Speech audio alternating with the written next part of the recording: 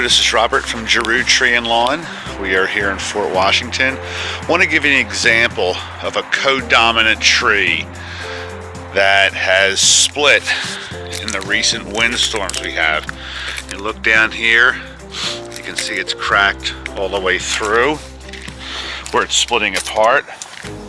And you get down here, another example of the codominant tree splitting apart.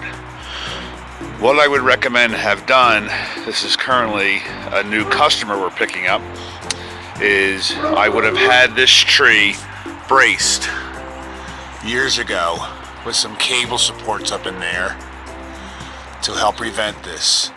So if you have any codominant double trunk trees on your property, I would advise having the Giroux arborist come out, assess it, take a look at it before there may be a problem.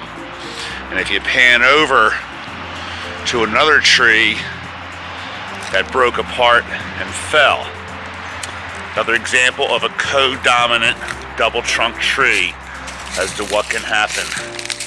As you can see, it's split apart at the base in the high winds, leaning into another tree, and then leaning over the neighbor's house.